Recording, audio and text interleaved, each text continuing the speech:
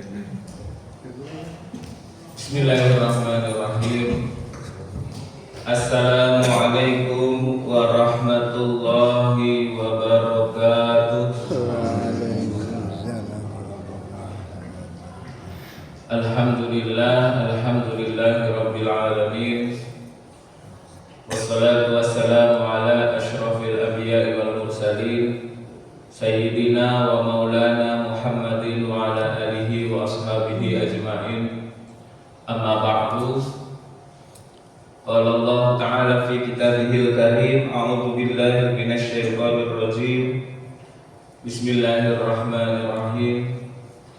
Wa aqimis shalah wa atuz zakah.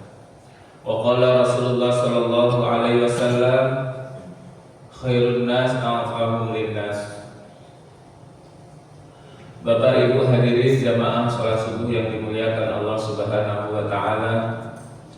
Puji syukur marilah senantiasa kita panjatkan kehadirat Allah Subhanahu wa taala, yang mana pada pagi hari ini Allah Subhanahu wa taala masih memberikan kepada kita nikmat sehat walafiat, sehingga kita masih dapat menjalankan kewajiban kita sebagai seorang muslim, yaitu melaksanakan sholat subuh. Dan alhamdulillah pada pagi hari ini Allah Subhanahu wa taala mampukan kita untuk dapat melaksanakan sholat subuh secara berjamaah. Mudah-mudahan Allah istiqomahkan kita di bulan suci Ramadan ini dan di bulan-bulan setelahnya untuk dapat bersama-sama melaksanakan sholat subuh secara berjamaah. Amin ya rabbal alamin.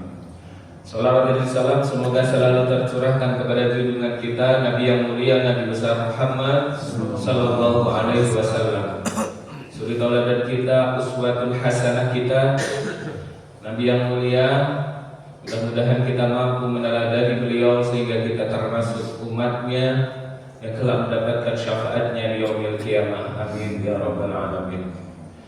Bapak Ibu hadirin jamaah salat subuh yang dimuliakan Allah Subhanahu wa taala, Rasulullah Shallallahu Alaihi Wasallam bersabda, Islam dibangun di atas 5 tonggak: syahadat la ilaha illallah dan syahadat Muhammadur Rasulullah, menegakkan sholat, menunaikan zakat, haji dan puasa Ramadan, atau yang sering kita kenal dengan istilah rukun Islam.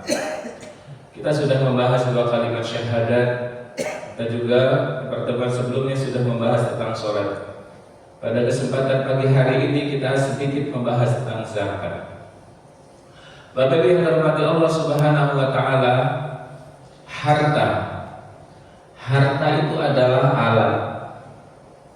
Harta adalah alat untuk mendapatkan kebahagiaan di dunia dan juga di akhirat. Kebahagiaan di dunia itu bisa kita dapatkan dengan harta yang kita miliki, dan itu adalah kebahagiaan jangka pendek. Dan kebahagiaan di akhirat itu dapat kita dapatkan dengan harta, dan itu merupakan kebahagiaan jangka panjang.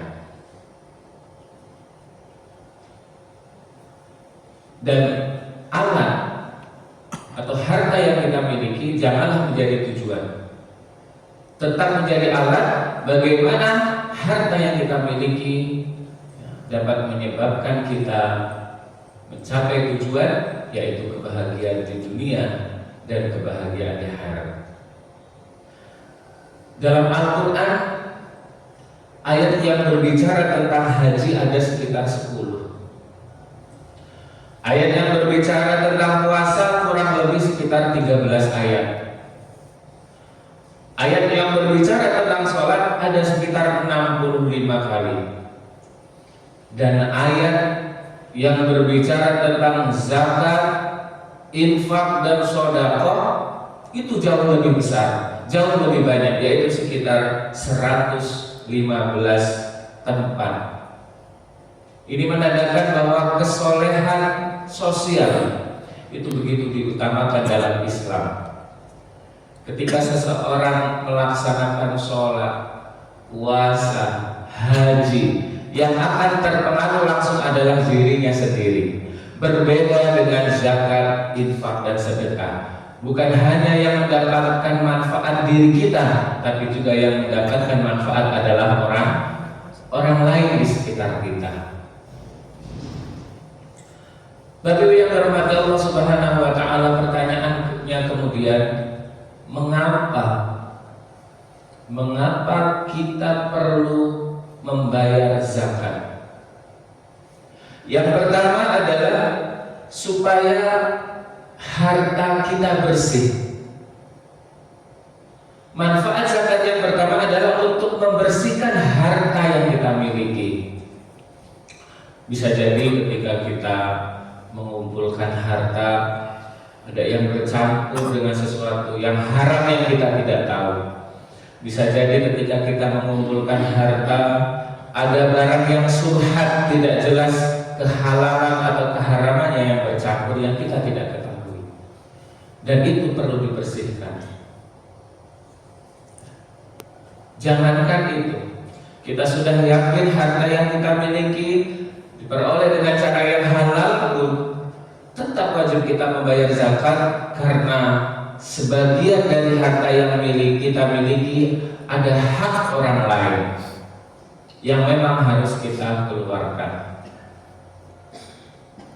Orang yang membayar zakat disebut muzaki, dan orang yang berhak menerima zakat adalah disebut mustahik, yang jumlahnya ada 8 asnaf. Dan yang paling utama adalah bagaimana kita membayar zakat kepada fakir dan miskin. Bapak Ibu yang dirahmati Allah Subhanahu wa taala, kemudian yang kedua, mengapa kita perlu membayar zakat? Karena dengan zakat justru adalah untuk menyelamatkan orang kaya. Jadi orang kaya ini terselamatkan dengan membayar zakat. Terselamatkan dari apa? Dari sifat kikir dan pelit. Setan itu Bapak Ibu menggoda sesuai dengan profesinya. Ada seorang penguasa digoda supaya dia berbuat zolim. Ada seorang pejabat digoda bagaimana supaya ia berbuat curang. Kenapa bisa curang? Karena pejabat itu memiliki kewenangan untuk mengambil suatu keputusan, berwenang untuk mengambil kebijakan, sehingga memungkinkan dia untuk bisa berbuat curang, berbuat korupsi, kolusi dan nepotisme. Bagaimana mempergunakan uang negara bukan untuk kepentingan negara, tapi kepentingan pribadi ataupun golongan. Sering kita sebut dengan korupsi, memperkaya diri sendiri. Itu kalau bukan pejabat susah. Kalau kita sebagai bawahan mau korupsi susah, ya, dijaga. Tapi berbeda dengan pejabat yang memiliki kewenangan, dibisiki oleh setan supaya berbuat curang. Termasuk orang kaya itu beda lagi ujiannya. Setan menggoda orang kaya supaya menanamkan sifat kikir, bakhil, pelit. Bagaimana supaya orang kaya ini menganggap harta yang ia miliki adalah harta yang 100% hasil dari usahanya sendiri. Dan orang seperti ini tidak hanya ada di zaman sekarang, bahkan di zaman dulu kita sering mendengar istilah Qarun, di mana Qarun ini adalah umatnya Nabi Musa. Awalnya orangnya biasa-biasa saja, bukan orang kaya, tapi bertemu dengan Nabi Musa minta didoakan supaya diperlancarkan rezekinya oleh Allah. Nah, begitu Musa mendoakan si Qarun ini, mendoakan kepada Allah Subhanahu wa taala, Qarun menjadi orang yang mapan, orang yang kaya raya luar biasa. Tapi ketika diminta untuk membayar zakatnya, menyisihkan sebagian hartanya kepada orang yang berhak, apa yang terjadi? Qarun mengatakan, harta yang saya miliki adalah harta dari hasil keringat saya sendiri. Untuk apa? Sebagian saya serahkan kepada orang lain. Atau di zaman Rasulullah juga ada kisah Sa'labah, di mana pada awalnya ia berangkat ke masjid harus segera pulang, Untuk apa? Untuk bertukar pakaian dengan istrinya. Hanya sekedar untuk membeli pakaian untuk sholat pun tidak punya.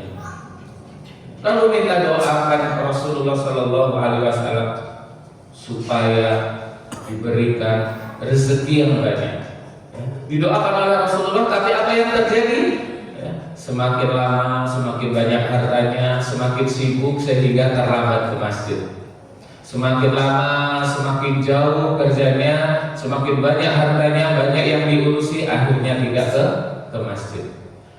Begitu sudah menjadi orang yang mapan, dimintakan zakatnya, apa yang dikatakan? Tidak jauh dari yang dikatakan oleh Qarun, bahwa harta yang saya miliki adalah hasil dari keringat saya sendiri. Untuk apa diberikan sebagiannya untuk orang lain? Bapak Ibu yang dirahmati Allah Subhanahu wa taala, ciri-ciri orang kikir itu adalah alladzi jama'a malan wa 'addada.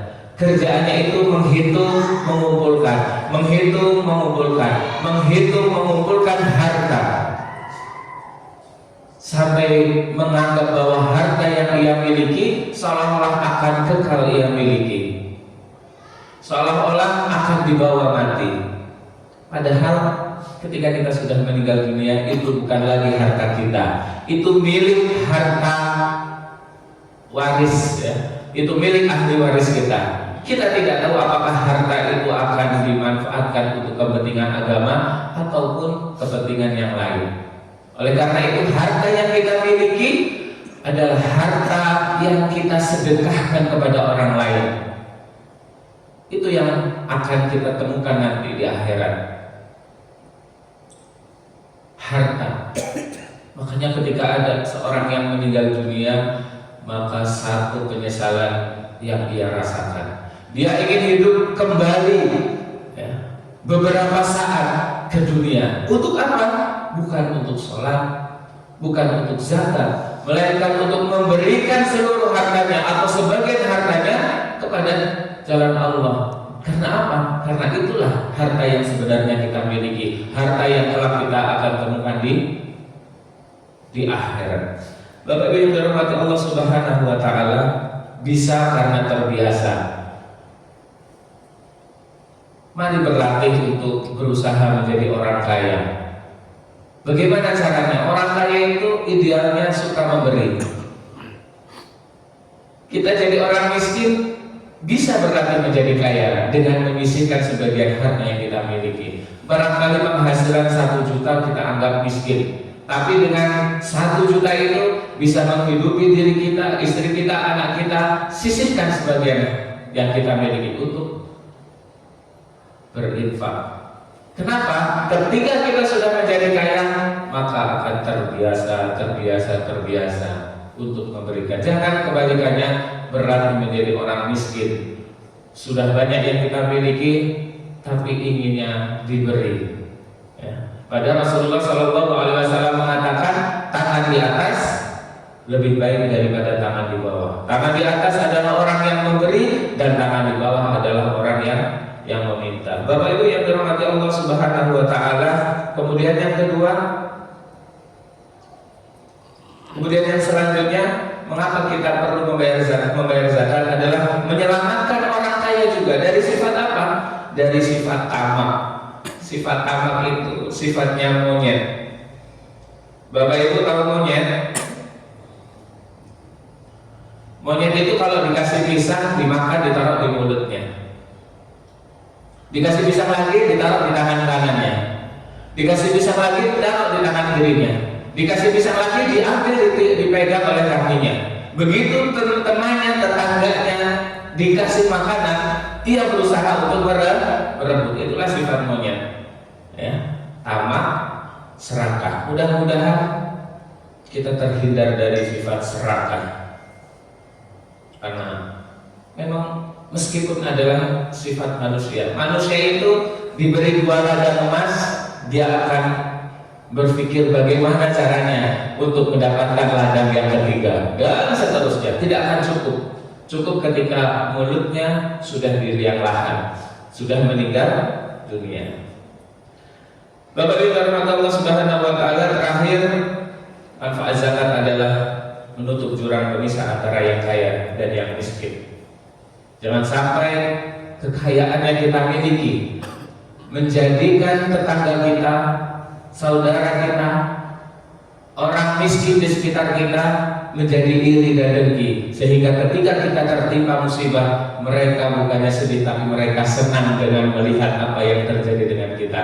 Oleh karena itu, ya, mari di sini saya mengajak kepada jamaah sekalian untuk bisa menyisihkan sebagian harta yang kita miliki untuk diberikan kepada orang yang berhak menerimanya, baik itu zakat, infak, ataupun sedekah. Dan kita berdoa kepada Allah Subhanahu wa taala, mudah-mudahan jamaah yang hadir di sini diberikan kelapangan rezeki oleh Allah Subhanahu wa taala, dan mudah-mudahan dengan kelapangan itu kita mampu memberikan sesuatu kepada orang lain. Demikian, mudah-mudahan bermanfaat. Kurang dan lebihnya saya mohon maaf. Saya akhiri, wassalamualaikum warahmatullahi wabarakatuh. A'udzu billahi minasyaitonir rajim. Bismillahirrahmanirrahim. Allahumma shalli ala sayyidina Muhammad wa ala ali sayyidina Muhammad walhamdulillahi rabbil alamin. Hamdan syakirin, hamdan na'imin, hamdan yuwafi wa yukafi mazidah. Ya Rabbana lakal hamdu kama yanbaghi li jalali wajhikal karim wa 'azimi sultanik. Rabbana zalamna anfusana wa illam taghfir lana wa tarhamna lanakunanna minal khasirin. Rabbana ighfir lana wa liwalidina wa li jami'il muslimin wal muslimat wal mu'minin wal mu'minat al ahya'i minhum wal amwat innaka 'ala kulli syai'in qadir. Rabbana hab lana min azwajina wa dhurriyyatina qurrata a'yun waj'alna lil-muttaqina imama. Rabbi firli wa liwalidayya warhamhuma kama rabbayani shaghira. Rabbana atina fid dunya hasanah wa fil akhirati hasanah wa qina adzabannar. Subhana rabbika rabbil izzati amma yasifun wa salamun